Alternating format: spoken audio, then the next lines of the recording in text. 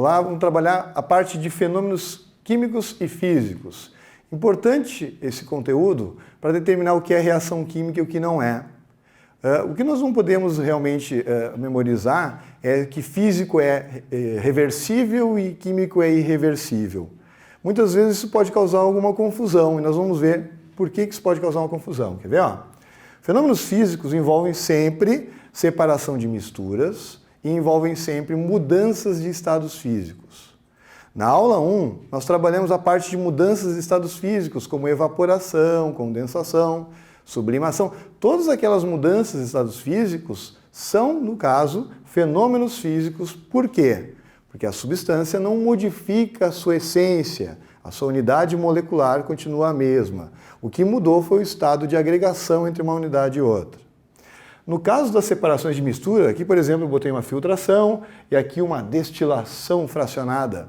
A separação de misturas, ela é, na realidade, tu diferenciar, você separar uma molécula da outra.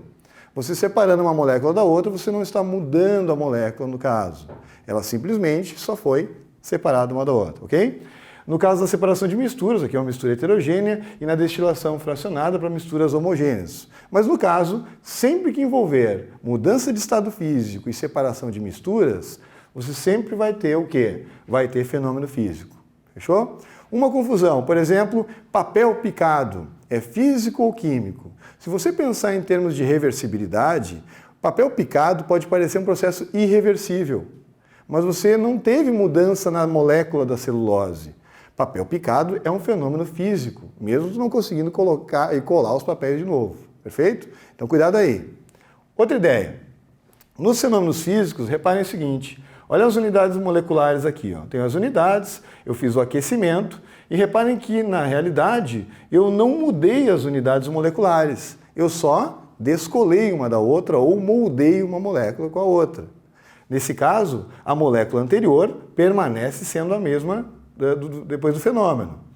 O que nós temos aqui? Uma matéria bruta, marteladas, por exemplo, modificando a forma do material. A simples modificação da forma acaba sendo um fenômeno físico também. Você não mudou a molécula para que eu tenha modificado a forma do objeto.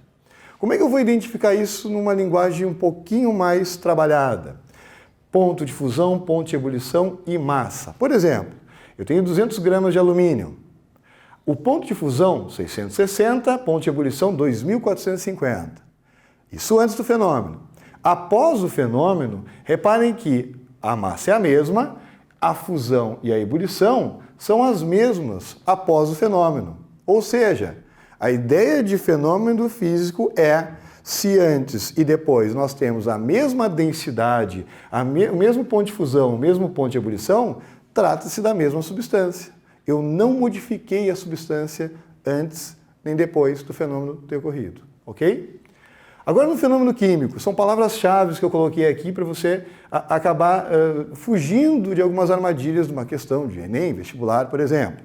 Sempre que falar, por exemplo, combustão, queima, oxidação, ferrugem, cozinhar, essas palavras indicam sempre reações químicas, ok? Combustão do papel, a queima do carvão, a oxidação dos metais, a ferrugem, que é, na verdade, a oxidação dos metais, no caso, e o cozimento, o cozinhar dos alimentos. Exemplo, carne cozida, ovo cozido, todo alimento que tu processar dessa forma, tu está realizando um fenômeno químico, ok? Bom, vamos ver dentro dos fenômenos químicos. Ferro mais enxofre formando sulfeto de ferro. Reparem aquilo que eu falei antes, quanto à densidade, ponto de fusão, ponto de ebulição. No físico, isso não muda. No químico, muda. Repara só, o ferro tem um ponto de fusão de 1535, o enxofre 119, mas a união desses dois elementos formou uma nova substância com uma fusão diferente dos dois anteriores. Ou seja, eu tive uma reação química. Resumindo, o antes é diferente do depois. Ok? Bom, dentro dessa análise aqui de fenômeno químico e físico, é importante analisar que eu tinha, por exemplo, ferro, que reage com enxofre e forma uma nova substância. Perfeito? Bom, o fenômeno químico também pode ser trabalhado no sentido contrário. Na reação anterior, eu uni duas substâncias em uma só. Uma reação química também pode acontecer aqui, ó.